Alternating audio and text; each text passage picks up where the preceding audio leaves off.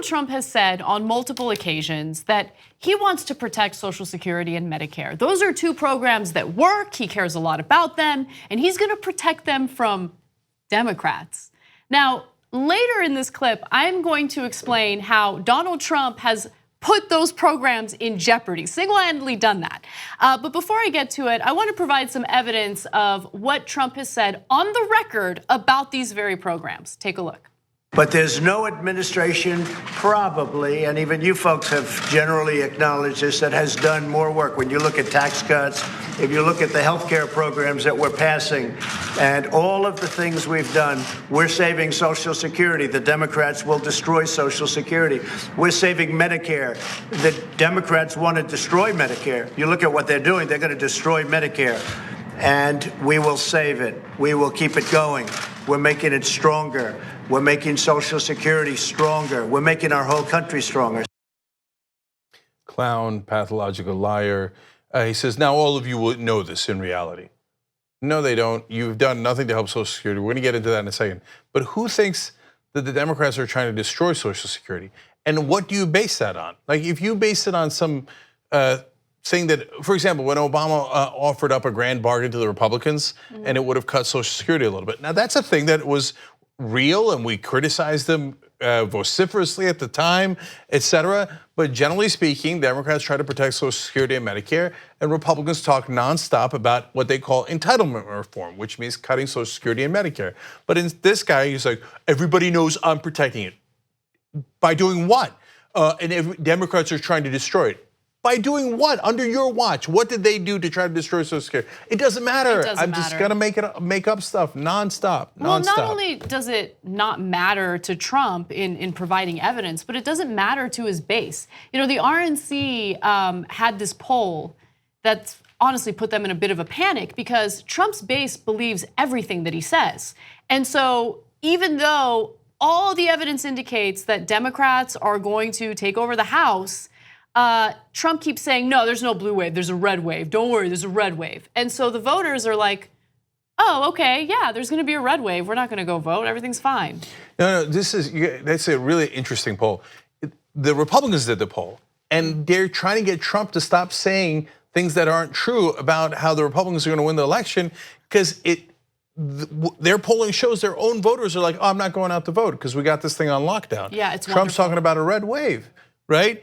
And so they're like, no, stop saying that. That isn't true. The Democrats are up by 9 points in a generic poll across the country. In these congressional seats, we're gonna get killed out there. Yeah, it's a red wedding, not a red wave. Exactly. Yeah. And he's like, oh, we got this, it's a red wave. They're like, oh, yeah.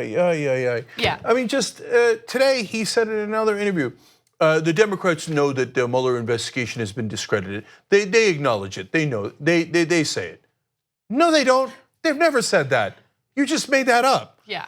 It's like if this person was in your real life, you'd pull your hair out. Like if he was your boss, you'd quit. If he was, in your family, you'd banish him.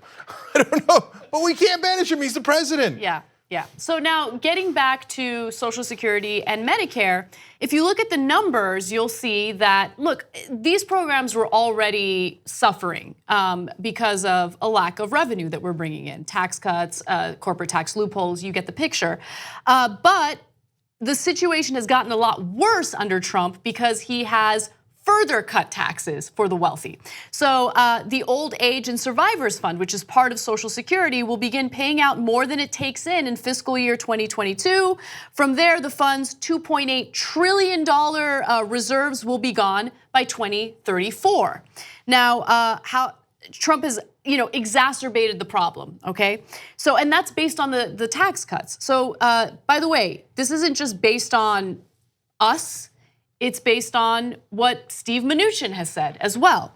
So Treasury Secretary Steve Mnuchin argues or acknowledges that monthly checks to tens of millions of Americans will have to be slashed 21% in 2034 unless something is done. When Trump took office, the insolvency date was 2035. So cutting the taxes has only sped up the process of making the fund insolvent. And by the way, all of us are still getting taxed for Social Security, all of us. So keep in mind that if we keep going at this rate, we're not gonna see that money that we've paid into this program. And It's devastating. So the report from Mnuchin and the other trustees blames a series of steps that have reduced money coming in. The tax cut law, lower than expected wage increases. This is a report that Mnuchin is involved in. And they're acknowledging that the tax cuts have hurt this program, and more importantly, that the wages have not increased the way that they had expected. And also Trump's killing of DACA, which has allowed hundreds of thousands of undocumented immigrants to live and work here legally. So DACA recipients were paying into the system. Now many of them are being deported. And so as a result, like that also contributes, it also contributes to a lack of revenue, but not to the same extent as tax cuts have. Yeah, so the Medicare solvency has also been shrunk. It was set to be solvent as late as 2029. But since Trump has gotten into office, it is now set to be insolvent in 2026. That's 3 years earlier than it would have. And the two major factors by far are the two that Anna mentioned. Tax cuts for the rich has depleted our revenue for the federal government, and low wages. So people are taxed less in general if they make less. And so that leads to less revenue for the government, less money for Social Security and Medicare. So now, look, there's two different proposals for how to fix that. Generally speaking, this has got more details, but one side says, let's just cut Social Security and Medicare now, and that'll help their solvency. I don't see how that solves anything.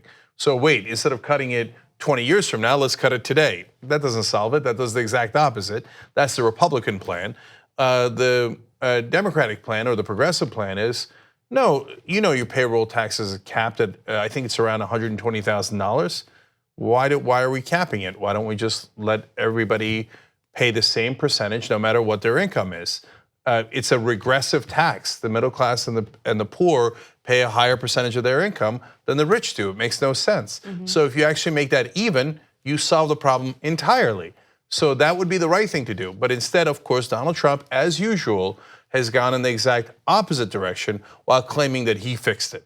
Yeah, it's scary. It's scary because right now, you know, especially under Trump's administration, nothing's going to be done to solve this problem. But even when Democrats are in charge, I feel like they're unwilling to do anything because it's unpopular. It's unpopular to raise taxes. It's unpopular, especially among the wealthy and the elite, to get rid of that cap on payroll taxes. Well, look, to be fair, earlier and for most of my life as I was covering politics, it was relatively unpopular to raise taxes. These days, it actually is no longer unpopular because we've cut them to the bone and we've cut them predominantly for the rich and corporations. So it now polls actually relatively well to raise taxes on the rich. And what the payroll tax increase would do is, hey, you guys, if you make less than $120,000, you're still going to pay the same exact thing. It's not going to raise your taxes by a cent. It's only raises tax on people making over $120,000. My guess is, given that Social Security polls at 84%, Medicare polls at 77%, that would be an enormously popular tax increase in that particular case. But the reason Democrats don't do it is because that would affect their donors, who are all making above $120,000. So that's why Obama also offered to cut Social Security preemptively. Yeah. Let's not forget that. Yeah. So look, unlike the other folks that you see all across media, we try our best to be fair. So we call out Obama when he wanted to cut Social Security, and we're calling out Trump when he makes these preposterous claims about how he helped Social Security when he did no such thing, and in fact, he did the opposite. On the go? Don't worry, we got you covered. You can still listen to TYT at our new podcast network. Find us on Apple Podcasts, the Google Play Store, or at tyt.com/podcast.